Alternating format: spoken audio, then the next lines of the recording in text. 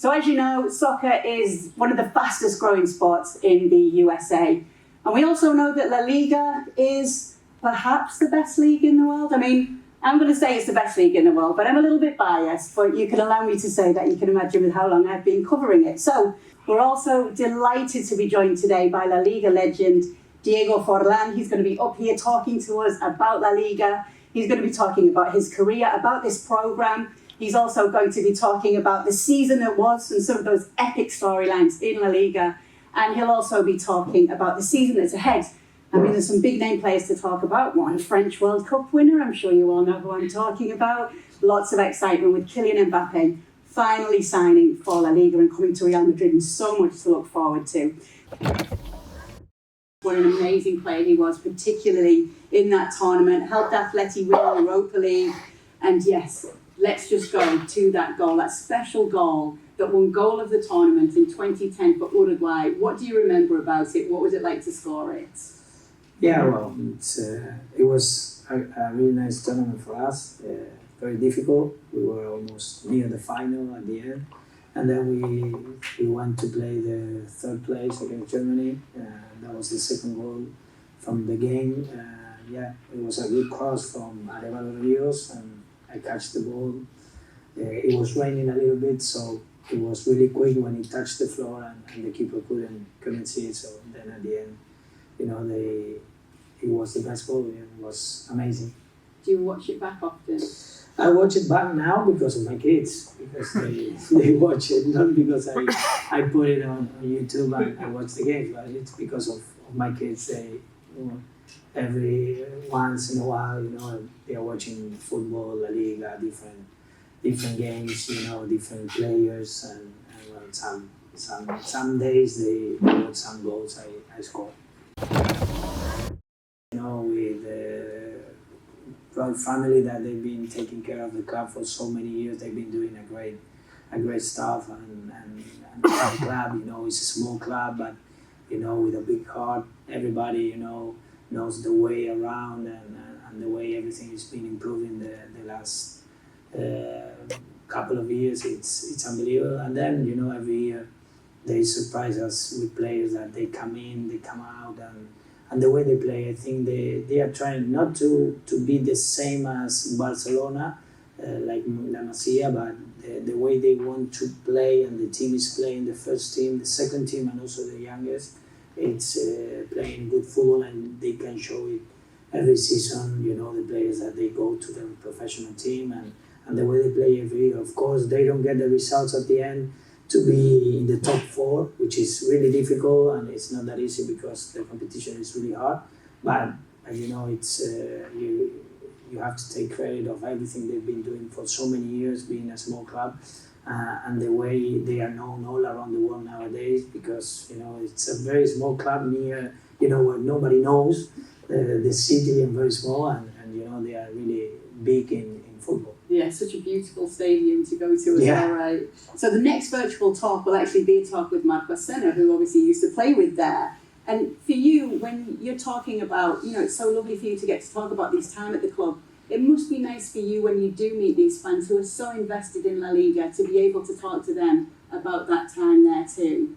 Yeah, I think it's a great experience, for them to know, what's been around and how is the club. Of course, they are going to know the club now, like you said, the stadium, but if they know the way it's been improving year by year, it's unbelievable. And having that experience, I think, is beautiful. I'm a sports fan, and I try to watch, every sport I really enjoy, and to know the inside and to know everything that is happening, on the dressing room is really nice, and also get to know, the different training centers, the stadiums, everything they've been doing, and if you have that opportunity to talk one-on-one with those stars of the team, the owners of the team as well, it's unbelievable. It's an experience that is not easy to have. So having that opportunity, I think it's excellent. Yeah, let's talk about what was an incredible season last year in La Liga. So many storylines, so many subplots. I think one of the biggest storylines was Jude Bellingham's impact as a midfielder as well, coming into this league at Real Madrid. What did you make of it?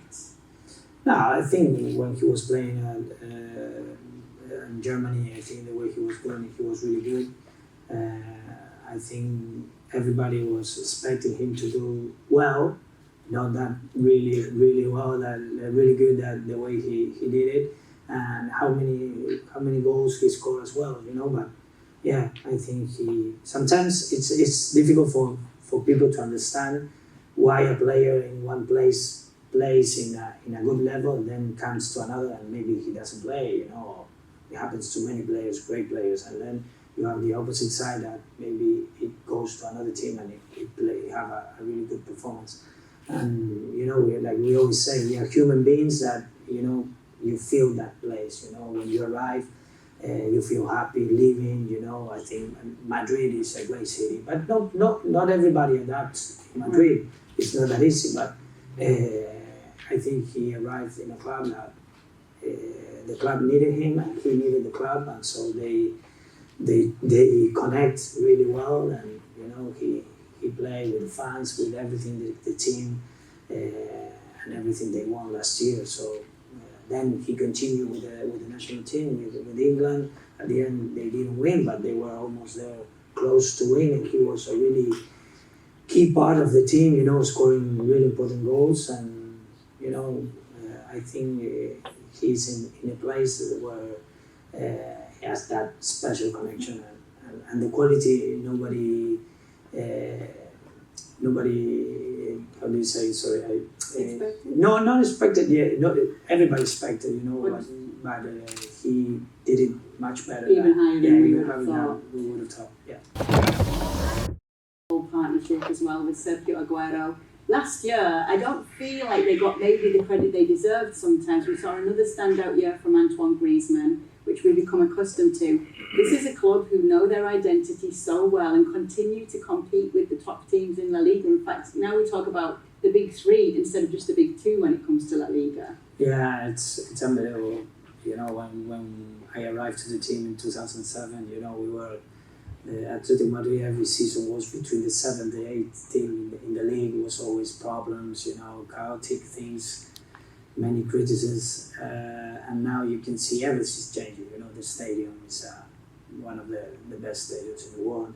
The team, you know, the value of the team, you know, the first team, and the kind of players that they are coming and going. You know, it's, you know, now before maybe to choose Atletico Madrid, it was a great place to go, but it was not your first option. Maybe if it was Valencia, Sevilla, or other teams in Spain, maybe, you know, you would think around a little bit. In this case now, it's Madrid, Barcelona, and Atletico Madrid, like you said, the top three. And I'm not saying they are in the same line, but Atletico Madrid is fighting their way, and it's Atletico Madrid, so they've been doing the directors.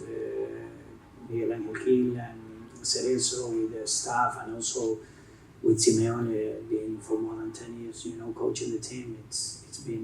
They've been changing the face of the club, the organization, everything. And every year you don't know what you're going to expect. Like a couple of years ago, they won the title. Many years ago, they won another title against Barcelona in Camp Nou. Last game, of course, they won two Champions League finals. You never know. You know, it's something similar as Uruguay in the national team. Maybe it's difficult for you to say that they are going to win, but you will expect that they're going to fight. And this is something that we do as Uruguayan, you know, national team, that we fight. Every game is going to be difficult. We know every game is difficult for us as Uruguayan players, but I know for the other team it's going to be difficult as well. And when I see Atletico Madrid with Simeone, it's something like that. You know, they got the quality, but they know that they're going to fight. You see, I think if you get Champions League and you go to the 16s, quarterfinals, semi-finals, and you have to play against them, you know it's going to be a really competitive game. And nobody wants to face Atleti or Uruguay when it comes to international competition. What do they call it? Like a trip to the dentist. You know, it's going to be tough. It's going to be awful. So there's so much to look forward to in this upcoming season. It feels like we waited forever and we knew it was going to happen, and it finally has happened. Kylian Mbappe is coming to La Liga. It's wonderful news for the league, isn't it? Yeah, of course. Yeah, one of the best players, you know. it's something that everybody's been talking for so many years. It didn't happen before, and now it happened, and he's at the club, and he's gonna start the league. Well, next week they're gonna play the Super Cup final, so maybe we can see a little bit. I don't know if he's gonna play the whole 90 minutes, but yeah, we can see him playing for the first time with Madrid. I think he's gonna be awesome. He's a great player, one of the fastest players in the world, and to see him playing and the way he's gonna be playing with so great players up front in Madrid, I think it's gonna be interesting. And everybody's expecting having these kind of players. Like before, we had Messi, Cristiano, Suarez, and some other players, of course. Having him now again, I think it gets more interesting the league for everybody to see. Yeah, absolutely. And then there's young players, more South American young players coming in, and we're seeing Endrick come to Real Madrid as well. It's always great to see this too. Yeah, I think they have a really good connection. Well, Brazilian players, they are all around the world. You can see when I was playing in Asia, there were many Brazilian players, and they're good. They're really good. Everybody plays, and they have really good players in Brazil, outside of Brazil, in the best leagues, in different leagues, and they are very competitive. They are very physically play. They can adapt, which is something that is, I think that Brazil have, Argentina have, and Uruguay have. That's why you can see so many players in different parts of the world, but because they can adapt easily in every part of the world, and they have the quality. He's a great player. He's gonna be with the Brazilian players all around for him, which is gonna be easy for him to adapt. And yeah, it's gonna be really interesting. I think it's gonna be difficult to see how many players they're gonna play, because there are so many and so good ones. So, but it's a problem for the coach. Yeah, absolutely. It's a nice problem for Carlo Ancelotti to have, that's for sure. Now, last year we saw Girona surprise everybody, and they were actually many a times top of the table. They got a top 4 finish in the end. This year, do you think there could be some teams? There's many teams that LL12's working with, like Villarreal, Real Sociedad, Sevilla, Betis, that could also cause some surprises this year? Well, hopefully Girona. It was unbelievable. I have a really good relationship with the director, and we play paddle, the new sport, and we used to play a couple of tournaments, so we have a good relationship, and I was happy for him. They've been working. Something that everybody's seeing now is something that he's been working for so many years. And not only being them at the top of the league for so many, and fighting for those top 3, top 4 place in the league, which is really difficult for a small club, the way they play. I remember the game they play Montjuic against Barcelona, and they beat them. I don't know if it was, I'm not going to be, but it was a good score, and the way they play, it was like watching Girona with the Girona shirt, but it was like Barcelona playing, with that shirt. They might have been the best, most entertaining team to watch in La Liga last year. Not only winning, but only the way they play. So it was really interesting. Hopefully they can continue doing it. It's not going to be easy. Now they have the Champions League as well, fighting when you have another tournament, sometimes you need to have a really good, strong squad, which the big clubs, that's why they always, they manage to get it better. I remember Villarreal, that one year they played, we arrived in the semi-final. The next year in the league, we were not the best. So my question is, I still clearly remember 2010, 2011, I remember Copa America and that generation, just Suarez, you and so many people. And now we got a new generation of, we got Valverde, we got Darwin, we got Araujo. So what do you think of the team, the Uruguay team right now? And what do you think, how do you think Valverde and Araujo would do this season, especially when it comes to Clásicos? Well, Araujo, he's been injured, a couple of times now. He's recovering from an injury. He's a great player, physically strong, but hopefully he can get away from those injuries. Sometimes if we can compare a little bit with Jimenez as well, with Josema, it happened, as a player. And when you start getting injured, it doesn't get you every that to that level. Of course, they have it, and hopefully he can come back as quickly and strong as he was before. And Valverde is a great player. You know, he's in a great team now. With Toni Kroos leaving, he's getting that position. He's getting more, you know, like experienced player. Of course, he's really young, but got a really good talent. He's a really good professional, very good player, very good guy, and hopefully, you know, he can continue playing the way he's doing it, and we can, you know, get profit in the national team as well. He's one of the main man in the national team with Araujo and some other players, and we have a good generation. You know, in the Copa America we were in the semi-final, almost there to get into the final, but. Yeah, really happy in the qualifications. We are in a good position as well. So yeah, we have a good future for the national team, which is good for every Uruguay fan. If you can just focus on your thoughts on the evolution of this game, like with all this technology and this analytics and tactics that goes on. So maybe your view on how the game evolve in the future. Yeah, well, what makes me fell in love with football was my father. He used to play, my grandfather as well, my brother. So it was easy for me. It was in the DNA. So everybody was playing football. So when I was a kid, I had the opportunity to be around great players. I met Pelé when I was a kid. Beckenbauer.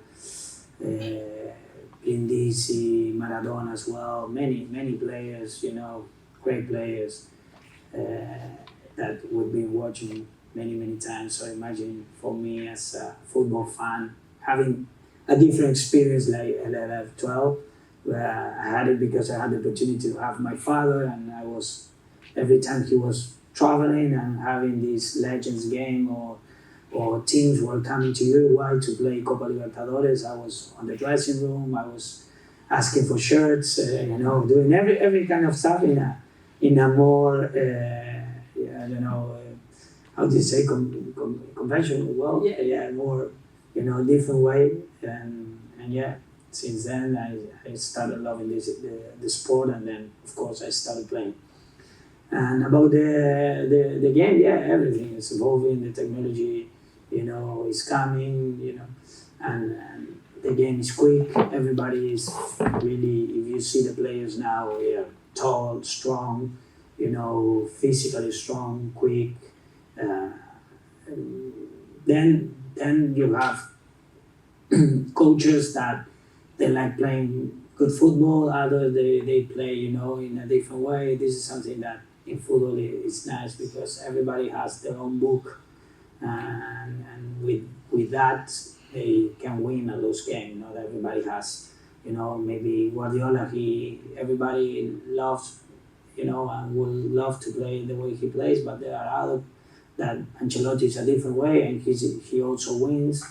In football, you never know, you know, it's a different sport. It's not like basketball, rugby, NFL, other sport that the strong one is going to beat the weak one. In football, in just one game between the best and the weak one, it's only one goal difference. In other sports, it's much difficult to beat them. So this is something that is quite amazing and interesting, and makes really interesting to watch, because you never know what is going to happen. And also, more in a league, maybe the better one wins, because we are talking about more than 30 games. But when it's coming to a competition like European Cup, South American Cup, or the World Cup, you know, it's only one game, just makes it more equal. And yeah, I was young, you know, making mistakes a lot and trying to score, and, you know, making my way to the professional. And, you know, I'm very gratitude with the club, with the fans, with everyone. Nowadays, every time when I meet Argentina, or when I go to Argentina, that I go often, we are really close. You know, they always give me love, and they talk about my time there. So I really appreciate the way they keep talking about me, and my time there was great. Who would you say was the best or most difficult defender that you've came up against?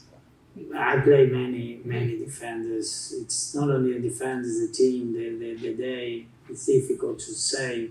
At Manchester United, when I had the opportunity to play alongside Rio Ferdinand, he was a really tough player to play. He's tall, strong, quick. Then I play against Cannavaro at Real Madrid, Pujol in Barcelona. Although I score goals, but yeah, it's always it's not that easy when you play. And I know it's difficult, when you play. I think everybody that did sports here and you play against someone is, you go to the team sheet before and say, oh, who is going to play, and you try to see. But on the other side, that if you are on the team, they are doing the same with you, he's not going to play. So it's something that it's always that competition, and that competitive thing is really good. And sometimes because the mental thing, when you play Madrid, Barcelona, or other teams, small teams as well, Majorca, that they had really good defenders, and they're gonna. You see the team sheet and you see him on the 11 players that they're gonna go on the pitch. You prepare much harder. You know it's gonna be, and maybe you at the end you play really well. Sometimes when they don't play, it's like you go a little bit more calm, and then at the end you play worse than that if that player was playing.